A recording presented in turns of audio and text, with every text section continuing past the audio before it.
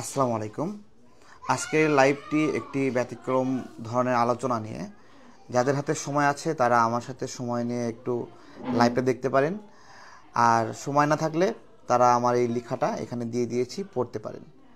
এটা 2016 সালের দিকে, তখন আমি উইন্ডোজ ইন্টারফেসে অক্সফোর্ড ডিকশনারিটা ব্যবহার করতাম। তো অক্সফোর্ড ডিকশনারিতে ওই সময় নতুন শব্দ কি কি যুক্ত হলো, নতুন কোনো ফ্রেজ, নতুন শব্দগুচ্ছ, তখন আমরা সেগুলো পড়তাম যাতে এগুলো বিসিএসে বেশি বেশি আসে নতুন কোনো ট্রেন্ড আসলে। তো অক্সফোর্ডে এরকম একটা ট্রেন্ডি শব্দ ছিল পোস্ট ট্রুথ, যেটার বাংলা হলো সত্যোত্তর, বা এটাকে অনেকে ছায়া সত্যও বলে। হ্যাঁ, ছায়া সত্য বলে। এই শব্দটা খুব ট্রেন্ড হচ্ছিল তখন। আপনার হলো ফেসবুকে ওইভাবে, ইউটিউবে কন্টেন্ট দিয়ে, ভিডিও দিয়ে ইনকাম করার ওইভাবে এতটা প্রচলিত ছিল না, বা আমি জানতামও না, দেখতামও না যে কেউ প্রফেশনালভাবে কন্টেন্ট ক্রিয়েশন করছে, দেখতাম না। তো তখন রাজনীতিবিদ যারা আছে তারা আপনার হলো সামাজিক যোগাযোগ মাধ্যমে বেশি পরিচিত ছিল, তাদের পেজে কিছুটা ফলোয়ার ছিল। এমনি কন্টেন্ট ক্রিয়েটরদের পেজে ফলোয়ার এটা এরকম ছিল না। তো তখন কেন এই পোস্ট ট্রুথ শব্দটা যুক্ত হলে আমি বলি। ট্রুথ কি? ট্রুথ হলো একটা ফ্যাক্ট। ধরেন কোনো একটা ঘটনা ঘটলো, ওটার পিছনে যে যে কজ এবং যে যে এক্সাম্পল বা যে যে রেকর্ড, যে যে সাক্ষী, সেগুলো মিলিয়ে একটা ট্রুথ, এটা একটা সত্য। আর পোস্ট ট্রুথ কি জিনিস? পোস্ট ট্রুথ বা সত্যোত্তর, এটা আসলে ট্রুথ না, এটা হলো মানুষের বিশ্বাস।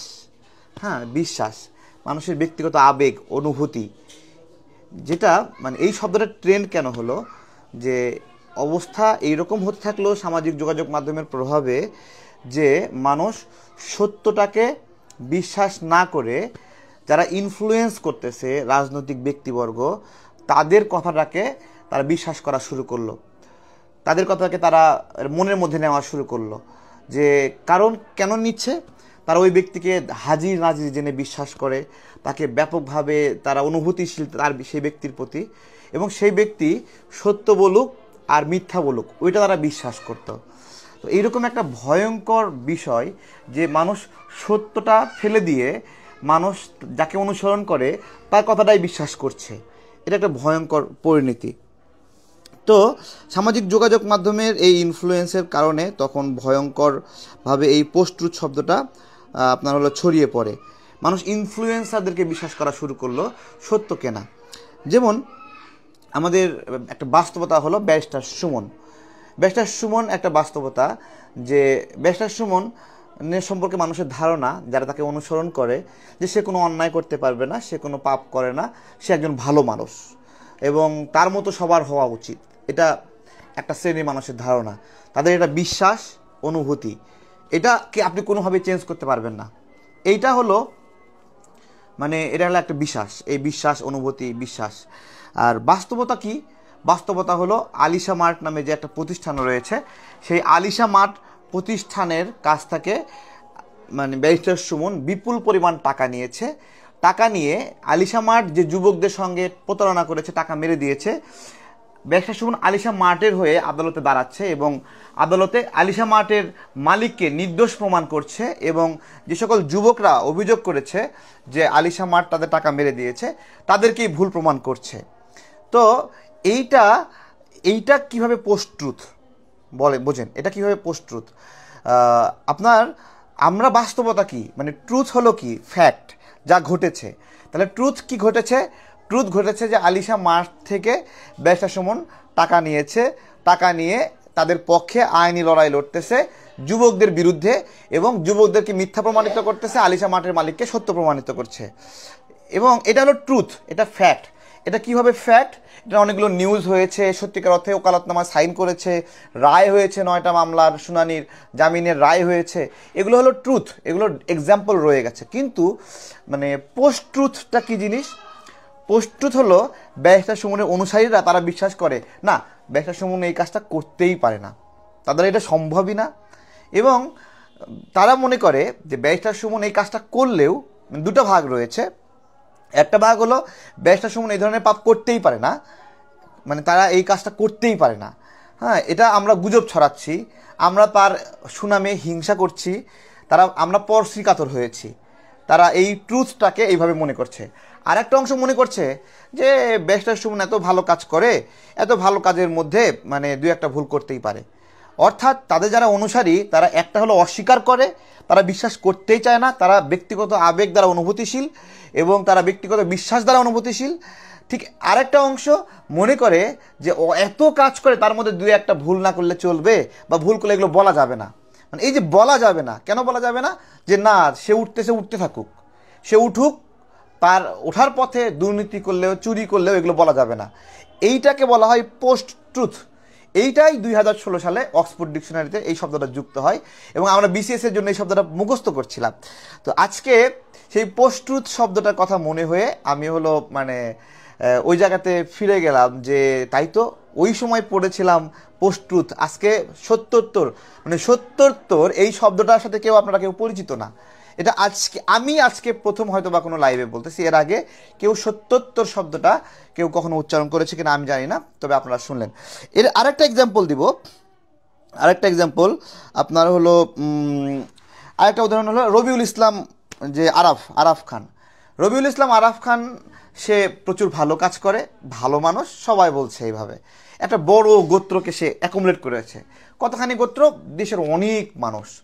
মানে কি কি কাজ দ্বারা সে বলতেছে যে সে আপনার হলো সাকিব আল হাসানকে পাশে বসালো, হিরো আলমকে পাশে বসালো, তারপরে লুবাবাকে পাশে বসালো, নায়িকা দিঘিকে পাশে বসালো। পাশে বসিয়ে মানে বারবার বলতে থাকলো যে সে দেশে লাশ পাঠায়, সে প্রবাসীদের জন্য কাজ করে। মানে কি কাজ করে না করে এটা পরের হিসাব, সে বারবার বলছে।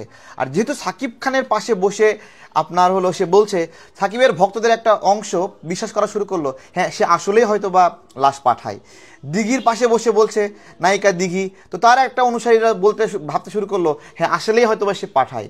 লুবাবার পাশে বসলো, লুবাবার ভক্তরাও বিশ্বাস করা শুরু করলো। এভাবে আরও সেলিব্রিটি সাংবাদিকদের পাশে বসে এভাবে সবাইকে সে বিশ্বাস করালো।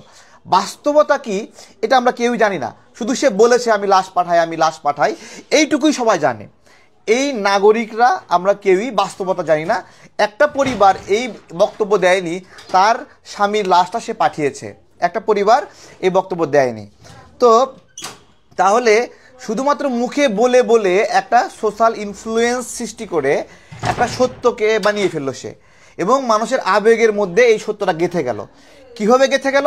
একটা হুজুর মদিনার একটা মসজিদে নামাজ পড়ায়, সেই হুজুর বলছে সে স্বপ্নে দেখেছে আরাফ খানকে স্বপ্নে দেখেছে আরাফ খানের সঙ্গে সে ওমরা করছে, এবং সে এরপরে এই স্বপ্নের ব্যাখ্যা অন্য একটা বড় হুজুরের কাছ থেকে নিচ্ছে, বলতেছে যে সে কোনো একটা ভালো কাজের জন্য তার এই স্বপ্নে আসছে। মানে দেখেন মানুষের অনুভূতি কোন পর্যায়ে চলে গেছে যে তার সঙ্গে ওমরা করা সে স্বপ্ন দেখছে, এতটা অনুভূতিশীল সে হয়েছে। চিন্তা করেন, মানে এটা ওয়েদার ফলস অর ট্রুথ সেটা পরের হিসাব, বাট এটা কিন্তু বাস্তবতা কি?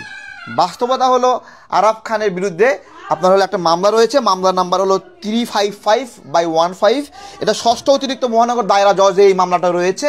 আর একটা মামলা রয়েছে 1 নং অতিরিক্ত মহানগর দায়রা জজ আদালত, যেটা তার খুনের মামলা। একটা মামলায় 10 বছরের সাজা হয়েছে, আর একটা মামলায় বিচার চলছে এখনো, এবং সেই মামলায় আরাফ খান জনম পলাতক। ঠিক আছে, এই মামলা ঘাটাঘাটি করতে গিয়ে আরও যে ফ্যাক্টগুলো বের হয়েছে সেই ফ্যাক্টগুলো রেকর্ডেড রয়েছে। কি ফ্যাক্ট? আরাফ খানের স্ত্রী স্টেটমেন্ট দিয়েছে যে আরাফ খান তাকে দেহ ব্যবসায় ব্যবহার করত। এটা ম্যাজিস্ট্রেটের সামনে রেকর্ডেড স্টেটমেন্ট, লিখিত দলিলে লেখা হয়েছে, রায় হিসেবে লেখা আছে যে 164-এ দিয়েছে। এবং আরাফ খানের 2 বোন স্বীকারোক্তি দিয়েছে যে তাদেরকে আরাফ খান দেহ ব্যবসায় ব্যবহার করেছে। এটা 164-এ রেকর্ডেড আছে। তাহলে একদিকে হলো রেকর্ডেড তথ্য, একদিকে হলো রাষ্ট্রের নথি, একদিকে হলো ম্যাজিস্ট্রেটের সামনে স্বীকারোক্তি, এবং সেই কারণে দেশ থেকে পালিয়ে যাওয়া। আরেক দিকে রয়েছে সে সাকিব খানকে পাশে রেখিয়ে লুবাবাকে পাশে রেখিয়ে ইন্ডিয়ান নায়িকাদেরকে পাশে রেখিয়ে বারবার বলেছে যে আমি লাশ পাঠাই। অর্থাৎ লাশ না পাঠালেও সবাই বিশ্বাস করা শুরু করেছে সে লাশ পাঠায়, অবশ্যই সে ভালো মানুষ। এইখানে আসেন এক শ্রেণীর মানুষ বিশ্বাস করা শুরু করে দিয়েছে যে হ্যাঁ আরাফ খান সত্যিই ভালো কাজ করে, সত্যিই ভালো মানুষ। এবং আর এক শ্রেণীর মানুষ তারা মনে করে যে আরাফ খান আগে যদি ভুল করেও থাকে এখন তো সে ভালো মানুষ, এখন তো সে ভালো মানুষ, তাহলে এখন কেন তাকে সমালোচনা করতে হবে? একজন মানুষ উপরে উঠছে, তাকে উপরে উঠতে দেওয়া উচিত, উপরে উঠুক না সে। এবং আমরা নাকি পরশ্রী কাতর হয়ে তাকে টেনে নামাচ্ছি। আরব খানও 100 তলার উপরে গিয়ে আপনার হলো সেখানে ভিডিও করছে যে আমি 100 তলার উপরে আছি, নিচতলায় থাকে ঘেউ ঘেউ করলে হবে? ঘেউ ঘেউ করলে হবে? মানে এই যে মানে 100 তলায় তো সুইপারও থাকে, 100 তলায় তো ঝাড়ু থাকে, 100 তলায় একটা চিটিংও থাকতে পারে, 100 তলায় একটা ধর্ষকও থাকতে পারে। নিচতলা থেকে যদি কেউ প্রতিবাদ করে সেটা কি ন্যায্য না? আপনাদেরকে বলছি, সেটা কি ন্যায্য না? তো এই যে পোস্ট ট্রুথ শব্দটা এখানে কেন ব্যবহার করলাম? পোস্ট ট্রুথ হলো ওই শব্দ যেই শব্দটা প্রকৃত সত্যকে আড়াল করে কোনো একটা ইনফ্লুয়েন্সারের কথায় প্রভাবিত হয়ে সেই কথাটাকে বিশ্বাস করা, সেই কথাটা অনুভূতিতে মানিয়ে নেওয়া, সেই কথাটা চেতনার মধ্যে মানিয়ে নেওয়া, এইটা হলো পোস্ট ট্রুথ বা সত্যোত্তর বা ছায়া সত্য। এই মানে পুরো টার্মটা আপনারা যদি পড়েন, অনেক মানে আমি যা বলছি এটা অন্যান্য একটা মানে চিন্তা গবেষণা, আমার 2-3 ঘন্টা মানে পূর্বের যে লেখাপড়া পোস্ট ট্রুথ বিষয়ে আপনার হলো সেই লেখাপড়ার সাথে মিলায়ে এখন 1-1.5 ঘন্টা একটু চিন্তা করেছি, সেখান থেকে এই কথাগুলো বলছি। ঠিক আছে? তো আপনার হলো এটা হলো পোস্ট ট্রুথ। ঠিক আছে, এটা মানে এই পোস্ট ট্রুথের মানে এই যে ছায়া সত্য তৈরি করেছে একটা, বা সত্যত্বর একটা ইলিউশন তৈরি করেছে আরাফ খান। এর বাইরে আমরা যেই সত্যই বলছি ওই শ্রেণী মনে করছে যে আমরা আরাফ খানের পিছনে লাগছি, কিন্তু বাস্তবতা হলো যে আরাফ খান ওই পূর্বের ইতিহাস যেটা ছিল, প্রতারণা, মুরগি চুরি করা, দেশে মানুষের চাকরি দেওয়ার কতগুলো টাকা নিয়ে যাওয়া, আর আপন জুয়েলার্সের মালিকের সন্তান পরিচয় দিয়ে বিয়ে করা, মানুষকে দেখিয়ে প্রতারণা করা, এই যে এগুলোর বাইরে তারপরে প্রস্টিটিউশন বিজনেস করা, দেহ ব্যবসা করা, এগুলো তো আগের অধ্যায় ছিল। মানুষ বলতেছে পরের অধ্যায় তো তার ভালো, সে ভালো কাজের দ্বারা মানুষের উপকার করতেছে, আমরা কেন পিছনে লাগছি? আসলে মানে প্রকৃত সত্য এবং পোস্ট ট্রুথের মধ্যে পার্থক্য হলো এখানেই, যে প্রকৃত সত্য হলো বাস্তবতা, আর পোস্ট ট্রুথ হলো মানুষের আবেগ এবং অনুভূতি এবং বিশ্বাস, যেটা ইনফ্লুয়েন্সাররা বা সোশ্যাল ইনফ্লুয়েন্সাররা ইনফ্লুয়েন্স দ্বারা মানুষকে ভুয়া ভাবে। এটা যদি ওইরকম তুলনা করেন যে অনেক আগে মানে একটা কবরের উপরে লাল মানে গালিচা পাটিয়ে দিল, তারপরে সবাইকে সেখানে মানে সিজদা দেওয়া শুরু করলো, বিষয়টা অনেকটাই এরকম। তখন ওটা ওই সময়ে যখন সোশ্যাল মিডিয়া ছিল না, সোশ্যাল ইনফ্লুয়েন্স ছিল না, তখন ম্যানুয়াল পদ্ধতিতে এইভাবে ইনফ্লুয়েন্স করে মানুষকে হেপনোটাইজ করতো। এটাকে যদি এই শব্দের ব্যবহার করা হয় যে হেপনোটাইজ বলা যাবে কিনা, এটা হ্যাঁ, এটা একটা হেপনোটাইজ, এটা সীমিত পরিসরের হেপনোটাইজ বলা যাবে। ঠিক আছে, এরপরে আসেন যে বাস্তবতা আসলে কি।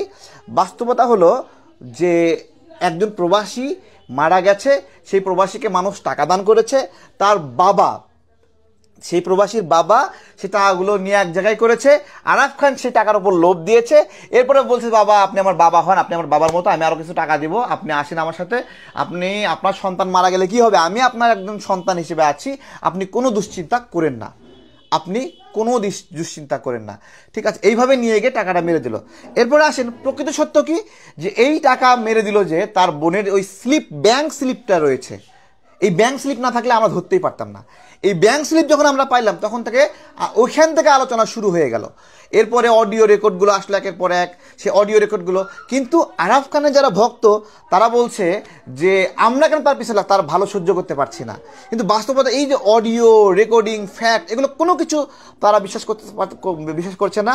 তারা বিশ্বাস করছে তাদের যে অনুভূতি, সেই অনুভূতিটাকে তারা নড়াতে চায় না, তারা পরিবর্তন করতে চায় না।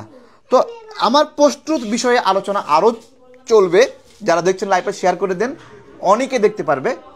যারা সময় নাই তারা লাইভ থেকে লিভ নেন, আর যাদের সময় আছে মানে তারা লাইভে থাকেন, যাদের সময় নাই তারা ওই লিখাটা একটু শর্টকাটে পড়ে নিন, তাহলে বুঝতে পারবেন। ঠিক আছে, এই পোস্ট ট্রুথ আসলে কেন মানে আসলে আমি নিয়ে আসলাম পোস্ট ট্রুথ, মানে এই শব্দটা মানে একটা সময় ছিল যে এটা পলিটিক্যাল ব্যক্তিদের ক্ষেত্রে সঠিক ছিল, যে পলিটিক্যাল ব্যক্তিরা এই ইনফ্লুয়েন্স করতো, মানুষকে আবেগতাড়িত করতো, এবং যে যে রাজনৈতিক দল করে সেই রাজনৈতিক দলের বাইরে অন্য কিছু শুনতেই চায় না, অন্য কিছু বিশ্বাসই করতে চায় না, কিছু বিশ্বাস করতে চায় না। আপনার হলো যেমন কেউ একজন বিদেশি কোনো শত্রুর সঙ্গে গোপন বৈঠক করলো, মানে বাংলাদেশের বিদেশি শত্রু তার সঙ্গে গোপন বৈঠক করলো, কিন্তু বড় রাজনীতিবিদ তার অনুসারীরা এটা বিশ্বাস করতে চায় না, যে না তাদের নেতা এই ধরনের কাজ করতেই পারে না, করতেই পারে না। আবার একটা অংশ আছে তারা মনে করে যে তাদের নেতা এই ধরনের কাজ করলেও কোনো একটা সময় সে ভালো হতে পারে, অথবা সে ছাড়া বিকল্প নাই, অথবা সে অনেক ভালো কাজ করে তাই এই খারাপ কাজের বিষয়টা তোলা যাবে না। বুঝতে পেরেছেন?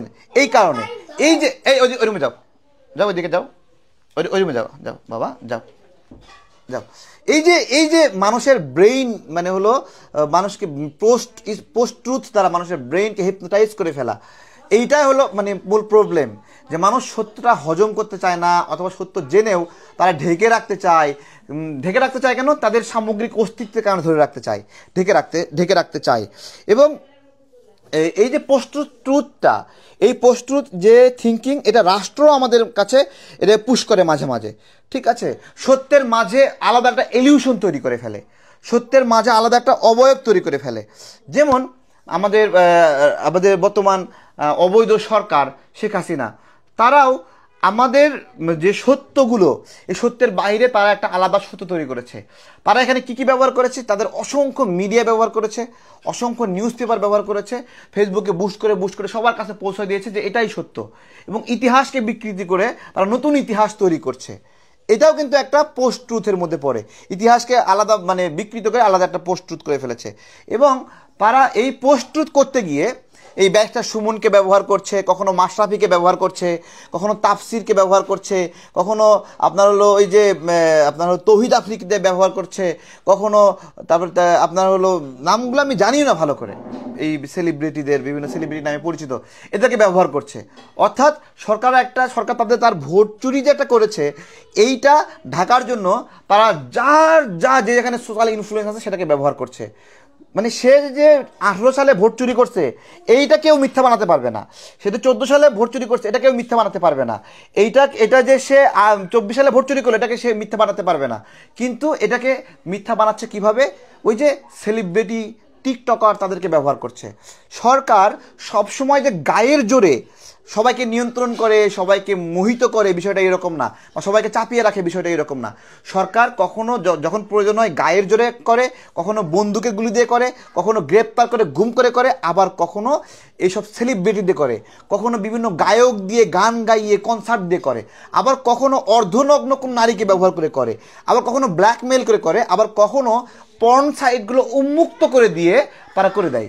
সবাই শুধু পর্ন দেখো। আপনারা খেয়াল করেন, আমার কাছে গত কয়েকদিন ধরে বলতেছে, ভাই সমস্ত পর্ন সাইট তো সরকার উন্মুক্ত করে দিছে। আমি কই কি করেন এটা? ঠিক আছে, হ্যাঁ। তারপরে আমরা কয়েকজন মিলে চিন্তা করলাম যে কি আসলে কি আমি বিটিআরসিতেও ফোন দিলাম যে আপনাদের এগুলো তো ব্লক করা ছিল, আপনারা হঠাৎ করে খুলে দিলেন কেন এগুলো? তো বলছে আমরা জানি না, এটা তদন্ত করতে হবে, দেখতে হবে। না, এটা তো ব্লক করা ছিল, এটা আপনার হলো এটা ঘোষণা দিয়ে ব্লক করা হয়েছিল পর্ন সাইটগুলো, তাহলে আপনারা এটা ওপেন করলেন কেন? ঠিক আছে, এই যে ওপেন করার, পর্ন সাইটগুলো উন্মুক্ত করে দেওয়ার উদ্দেশ্য কি বলেন? উদ্দেশ্য কি? এটা এই জন্য মুক্ত করে দিচ্ছে যে মানুষ প্লিজার দ্বারা, মানসিক প্রশান্তি দ্বারা, আত্মতৃপ্তি দ্বারা ভুলে থাকুক। কি ভুলে থাকুক? তাদের যে প্রকৃত সত্য, তারা যে চোর, তারা যে ক্রিমিনাল, এগুলো ভুলে থাকুক। এই ক্ষেত্রে তারা শুধু এই ভোলানোর জন্য তারা শুধু অস্ত্র ব্যবহার করছে না, তারা শুধু জোর করছে না, তারা শুধু ব্যারিস্টার সুমন, মাশরাফি, সাকিব আল হাসান, তারপরে হলো ওই যে আপনার হলো মাই টিভির ওই ছেলেটার নাম কি ভুলে গেলাম, তারপরে গায়ক ছেলেটার নাম ভুলে গেলাম, এদেরকে শুধু ব্যবহার করছে না, এরা পর্ন সাইট ব্যবহার করছে, অশ্লীল গান ব্যবহার করছে, তারপরে অশ্লীল টিভি সিরিজ ব্যবহার করছে, এগুলোতে তারা বিনিয়োগ করছে। এবং তাদের সমস্ত বিনিয়োগগুলো দেখেন, মানে তাদের যে আব্বা, এই আব্বাকে মহান করার জন্য তারা কোটি কোটি টাকা ব্যয় করছে। আবার তাদের যে নতুন আম্মা, এই আম্মাকে মহান বানানোর জন্য, কেউ আম্মা বলে কেউ আপা বলে, তাকে মহান বানানোর জন্য তারা কোটি কোটি টাকা ব্যয় করছে। এই সব কিছু কি দিয়ে করছে? পোস্ট ট্রুথের মাধ্যমে করছে। ঠিক আছে, তো আপনার হলো এই যে মানে এই পোস্ট ট্রুথ একটা ভয়ঙ্কর একটা টার্ম। আপনার হলো যেই টার্মটা আসলে আমাদের মাঝে যে অরাজকতা চলে, আমাদের মাঝে যে চুরি ছিনতাই চলে, তারপরে হলো সন্ত্রাসী কার্যক্রম চলে, এই সব কিছু কিন্তু ছাপিয়ে দিতে পারে। এবং আপনার হলো মানুষ মানে ধমক খায়ও মনে করতেছে ও না, এটা মনে হয় ঠিকই আছে, সেই মনে হয় ভুল করেছে, এরকম একটা অবস্থা। হ্যাঁ, ধরেন আপনি কোনো একটা অন্যায়ের বিরুদ্ধে একটা জিজ্ঞাসা করলেন যে ভাই এটা কেন করছেন, তখন সবাইকে মানে তখন একটা ধমক দিচ্ছে, আর ধমক খেয়ে বলতেছে ও আমি মনে হয় ভুল, আমি মনে হয় ভুল। একটা প্রশ্ন ফাঁস করতেছে কেউ একজন, তার বিরুদ্ধে কেউ একটু দাঁড়ালে তাকে ধমক দিয়ে বলতেছে তুমি নিজের চরকায় তেল দাও, হ্যাঁ তুমি এত কথা বলছো কেন, বলছে এরকমভাবে। প্রতি সপ্তাহে সপ্তাহে প্রশ্ন ফাঁস হচ্ছে, তাই না? প্রতি সপ্তাহে সপ্তাহে প্রশ্ন ফাঁস হচ্ছে নিয়োগ পরীক্ষার, কিন্তু কিছু করা যাচ্ছে না। কেন করা যাচ্ছে না? এটাকে অন্যভাবে ছাপিয়ে দিচ্ছে, অন্য বিষয়গুলো আসে এটাকে চাপা দিচ্ছে, পোস্ট ট্রুথের মাধ্যমে চাপা দিচ্ছে। ঠিক আছে, এই যে মানে দেখেন আপনার হলো তনু হত্যা, তনু হত্যার বিচার, হ্যাঁ মানে কত আরো এক যুগ পার হয়েছে না? সাগরুণী হত্যার বিচার 1 যুগ পার হয়েছে না বলেন? তারপরে এই যে বিশ্বজিৎ হত্যা 1 যুগ পার হয়েছে না? তাহলে আরো কত যুগ লাগে এই প্রতিষ্ঠিত সত্যগুলোর বিচার করতে বলেন? ওসি প্রদীপকে বিচার করতে কতদিন লাগছে বলে, আরো কতদিন লাগবে, আরো কত যুগ? ওসি প্রদীপ যে খুনি, ক্রস ফায়ার দিয়ে শত শত মানুষকে হত্যা করেছে, আরো কত যুগ লাগবে? দেখেন কক্সবাজারের মানুষগুলো ওসি প্রদীপকে শাস্তির আওতায় আনার জন্য তারা কি মানববন্ধন করছে, প্রতিবাদ করছে? করেনি। বরং ওসি প্রদীপকে রক্ষা করার জন্য আপনারা হলো সবাই মানববন্ধন শুরু করে দিয়েছিল ওই সময়, যে আমরাই নাকি গুজব ছড়াচ্ছি ওসি প্রদীপকে হলো ফাঁসানোর জন্য। ওসি প্রদীপ মাদক নির্মূল করেছে, ওসি প্রদীপ এই করেছে, ওই করেছে, এই করেছে। পরবর্তীতে সব তো বের হয়ে আসলো।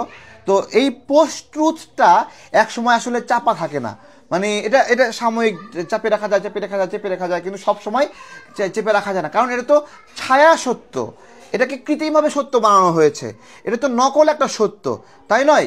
এই যে মানে শেখ হাসিনা দেখেন আপনার হলো যেই ভোটটা করলো, এই ভোটের পরে ব্যারিস্টার সুমনকে এমনভাবে ব্যবহার করা হয়েছে যেটা এটা একটা ফ্রেশ ভোট, তাকে বারবার সামনে আনা হয়েছে। যে মিডিয়াগুলো আছে এই মিডিয়াগুলো বারবার তাকে ফোকাস করেছে, করে করে করে করে করে করে এদের যে একটা ভোট হয়েছে মানে এইটা প্রমাণ করার চেষ্টা করেছে, এটা যে কোনো ভোট না, এইটা তারা মানে এটা ঢেকে দিয়েছে, এটা একটা ভোট হয়েছে এটা তারা প্রমাণ করার চেষ্টা করেছে, এবং তারা সফলভাবে এটা করেছে, ভোট না। ঠিক আছে, আমি আমি আপনার হলো এই জায়গাতে আপনার হলো আমি শেখ হাসিনাকে একটা অনুরোধ করব যে আপনি একটু ইমপ্যাথিফুল হওয়ার চেষ্টা করেন। হ্যাঁ, ইমপ্যাথি অর্থাৎ সহানুভূতি বা সমানুভূতি মানে নিজের মধ্যে তৈরি করেন। কি ধরনের সমানুভূতি? জাস্ট আপনি যা যা সহ্য করবেন না, অন্যকে তাপা সহ্য করায়েন না। হ্যাঁ, এই যে মানে আপনারা একটা ভোট করে ফেললেন, এই ভোট করতে গিয়ে 30,000 মানুষকে আটক রেখেছেন, মানে কোনো না কোনোভাবে বের হয়ে গেল যে আপনারা এই ভোটটা করার জন্যই এই 30,000 মানুষকে আটক রেখেছিলেন, তাই না? দেখেন এটা একটা সত্য, কিন্তু আপনারা নকল একটা ইলিউশন তৈরি করছেন যে না এরকম কিছুই হয়নি, দেশে ন্যায় বিচার হচ্ছে, সুশাসন হচ্ছে, এবং এগুলো করার জন্য কাকে ব্যবহার করছেন? এই ব্যারিস্টার সুমনদেরকে মুখোশের আড়ালে ব্যবহার করছেন, এই যে তাশরিফকে ব্যবহার করছেন, টিকটকারদেরকে ব্যবহার করছেন, এই যে বিভিন্ন টিভি চ্যানেলের সেলিব্রিটিদের ব্যবহার করছেন। এইটাই হলো পোস্ট ট্রুথ। তারেক ভাই বলেছে তাহলে তো এটা মিথ্যা হতেই পারে না, যেহেতু সে বলেছে তাই এটা সত্য হবে, তাকে সমর্থন করা আমাদের নৈতিক দায়িত্ব। এই যে একটা ধারণা, এখান থেকে আমাদেরকে বের হয়ে আসতে হবে। পোস্ট ট্রুথ নামের যে লেখাটি, এটা আমি অনেক দিন আগে লিখেছিলাম, আজকে আবার টেনে বের করে এই ভিডিওর সঙ্গে এই অংশটুকু যুক্ত করছি। এই জন্য যে এই যে মিল্টন সমাদ্দার, যে মানুষগুলো তাকে ভালোবেসে ফেলেছে, তাকে কদর করছে, তারা মনে করছে তাকে রক্ষা করা, তাকে সমর্থন করা তাদের নৈতিক দায়িত্ব। যদিও সে চোর হয়, সে একটু টাকায় নিয়েছে, কিন্তু তাকে রক্ষা করা দায়িত্ব, এরকম মনে করছে অনেকে, কারণ সে তাকে ভালোবাসে। মিল্টন সমাদ্দার গরিব মানুষের জন্য টাকা নিল, অসহায় মানুষকে দেখিয়ে কান্নাকাটি করে টাকা নিল, সেই টাকা ব্যাংকে জমায় রাখলো, আর যখন এই লোকগুলো অসুস্থ হচ্ছে তখন তাদেরকে চিকিৎসা না দিয়ে ওখানে ফেলে রেখে আস্তে আস্তে মৃত্যুর কোলে ঢেলে দিচ্ছে। এটা একটা মার্ডার কিনা, এটা একটা হত্যাকাণ্ড কিনা আপনাদেরকে জিজ্ঞাসা করছি। টাকা দেওয়া আছে জনগণের ব্যাংক অ্যাকাউন্টে কোটি টাকা, আর ওই লোকটাকে হাসপাতাল না নিয়ে তাকে মৃত্যুর কোলে ঢেলে দেওয়া হচ্ছে। এটাকে যদি হত্যাকাণ্ড বলা না যায় তাহলে কোনটা হত্যাকাণ্ড বলেন? একটা লোকের ফান্ড আছে, তাকে আপনি চিকিৎসা নিয়ে আরও কিছুদিন বাঁচার সুযোগ দিলেন না, তাকে কনফার্ম ডেথে দিয়ে দিলেন। এই কথাগুলো আমরা যখন বুঝতে যাই তখন আমাদেরকে উল্টো গালি দেয়, আমাদেরকে উল্টো শাস্তি দেয়। এটা পোস্ট ট্রুথের একটা মারাত্মক নেগেটিভ বিষয়। ঠিক একইভাবে রাফসান তার বাবা মা ঋণ নিয়েছে, 3 কোটি টাকার ঋণ, এটা কোনো বিষয় না। যখন তাকে মানুষ গালাগালি করছিল তখন একদল তাকে গিয়ে সমর্থন করছিল, এবং যখন রাফসান একটা ভিডিও দিল তখন ওই ভিডিও দেওয়ার পরে যে অভিযোগ করেছিল উল্টো তাকেই মানুষ গালিগালি করছে। অর্থাৎ এইটা হলো পাওয়ার অফ ইনফ্লুয়েন্স।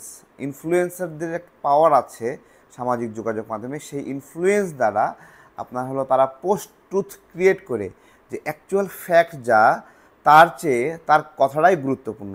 কারণ এটা মিল্টন সমাদ্দার বলছে, কারণ এটা রাফসান বলছে, কারণ এটা তারেক বলছে, কারণ এইরকম পোস্ট ট্রুথের হিসাব অনুযায়ী রাফসান এতটাই প্রভাবশালী যে 3 কোটি টাকা নামের লোন, সেই লোনের অভিযোগ থেকে সে মাপ পেয়ে গেছে বলা যেতে পারে একটা ভিডিও করেই। এতটা ইনফ্লুয়েন্স রাখছে সে। সে বলছে যে তার যে লোনের পরিমাণ তাকে তো বলতে হবে। মানে খুব সুন্দর যুক্তি না? তো আল্লাহ রাসূল এই বিষয়ে কিন্তু খুবই কড়াকড়ি আরোপ করেছেন যে তোমরা সত্য লুকায়ো না এবং তোমরা মিথ্যা সাক্ষী দিও না এবং সত্য সাক্ষী থেকে বিরত থাকো না। অনেকগুলো গুরুত্বপূর্ণ বিষয় কিন্তু। 1 নম্বর হলো মিথ্যা বলা যাবে না, মিথ্যা সাক্ষী দেওয়া যাবে না, পাশাপাশি সত্য গোপন করা যাবে না। তাহলে যারা এই যে মানে প্রকৃত ঘটনাকে বিশ্বাস না করে আপনার পীর বাবা ইনফ্লুয়েন্সারকে আপনি সমর্থন করছেন, এমন আগেও অনেক ঘটেছে যে কোনো একটা রাজনৈতিক দলের নেতা, তার দলের নেতা একটা ক্রাইম করছে, কিন্তু দলের স্বার্থকে সে কাউন্ট করে সে এই সত্যটা প্রকাশ করছে না, কিন্তু এটা জাতির জন্য একটা ক্ষতিকর, দেশের জন্য একটা ক্ষতিকর, যে দেশের বিরুদ্ধে গিয়ে কোনো একটা গোপন চুক্তি করা, গোপন মিটিং করা, এরকম। আমি এটা প্রকাশ করছি না কেন? না, তাকে রক্ষা করা আমাদের দায়িত্ব। না, তাকে ধ্বংস করা যাবে না, না সে ধ্বংস হয়ে যাবে সুতরাং আমি এই সত্য প্রকাশ করব না। কিন্তু না, এই বিষয়ে ইসলামে স্পষ্ট নির্দেশ।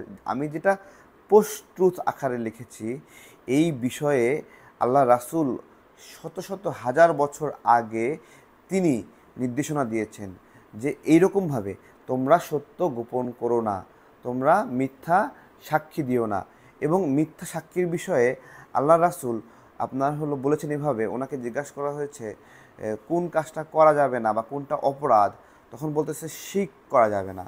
আবার বলতেছে যে বাবা মার অসম্মান বা বাবা মার অবাধ্য হওয়া যাবে না। এরপরে তিনি ছিলেন হেলান দিয়ে, হেলান দেওয়া অবস্থা থেকে উঠে এসে বলতেছেন মিথ্যা বলা যাবে না, মিথ্যা বলা যাবে না, মিথ্যা বলা যাবে না। মানে মিথ্যা সাক্ষী দেওয়া যাবে না, মিথ্যা সাক্ষী দেওয়া যাবে না, মিথ্যা সাক্ষী দেওয়া যাবে না। মানে উনি মিথ্যা সাক্ষী এবং সত্য লুকানোটাকে এত বেশি ইম্পর্টেন্স দিয়েছেন যে উনি উঠে এসে তিনি আরও গুরুত্ব আরোপ করে বলছেন মিথ্যা। আসলে মিথ্যা সাক্ষী মানুষের জীবনকে ধ্বংস করে দেয় এবং মিথ্যা সাক্ষীর ফলে একজন মানুষের মৃত্যু ঘটতে পারে। মিথ্যা সাক্ষীর কারণে একটা মানুষ সবার কাছে খারাপ রূপান্তরিত হতে পারে। মিথ্যা সাক্ষীর কারণে একটা খারাপ মানুষ সবার কাছে ভালো হতে পারে। আবার সত্য লুকানোর ফলে একজন কালপ্রিট সবার কাছে ভালো হয়ে থাকতে পারে। সত্য লুকানোর ফলে একটা চোর সে সবার কাছে দরবেশ থাকতে পারে। আবার সত্য লুকানোর ফলে একটা মানুষের ক্রাইম সমাজ জানতে পারবে না। এই যে বিষয়গুলো, এগুলো কিন্তু পোস্ট ট্রুথ। তো পোস্ট ট্রুথ চিন্তাটা এভাবে আসছে যে এমন একটা সময় আসবে যেই সময়ে প্রকৃত ফ্যাক্ট যা যা ঘটলো এটার চেয়ে এর বিপক্ষে বা পক্ষে কোনো গুরুত্বপূর্ণ ব্যক্তি কোনো স্টেটমেন্ট দিচ্ছে কিনা সেটা গুরুত্বপূর্ণ হয়ে দাঁড়ায়। হ্যাঁ, যে আমরা এই সত্যটাকে বিশ্বাস করি না কারণ আমাদের নেতা বা আমাদের ইনফ্লুয়েন্সার বাবা সে আমাদেরকে এই গাইডলাইন দিয়েছে। অর্থাৎ সত্যটাকে ছাড়িয়ে যাচ্ছে পোস্ট ট্রুথ, সত্যটাকে ছাড়িয়ে যাচ্ছে ইনফ্লুয়েন্সারদের কথা। এবং বিষয়টা এইরকম হয়ে দাঁড়িয়েছে, অনেক মানে মানহীন আপনার হলো টিকটকার, তারা বিভিন্ন ধরনের চমকপ্রদ কথা বলছে, কথা বলতে বলতে বলতে তারা একটা গ্রহণযোগ্য পর্যায়ে চলে গেছে।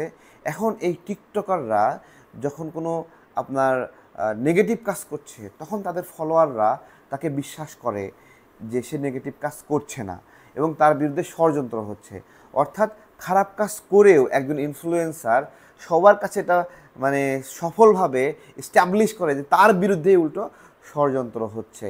এটা একটা ভয়ঙ্কর একটা ফাঁদ। আমরা যদি এই বিষয়টা থেকে বের হতে চাই তাহলে আল্লাহ রাসূলের ওই ঘটনাকে আমাদেরকে আঁকড়ে ধরতে হবে, যে আল্লাহ রাসূল যখন বলছিল যে কোন কাজ করা যাবে না এই বিষয়ে নির্দেশনা দেন, তখন বলছিল যে তোমরা শিরক করো না, খুব স্বাভাবিকভাবে হেলান দেওয়া অবস্থায় বলছিলেন।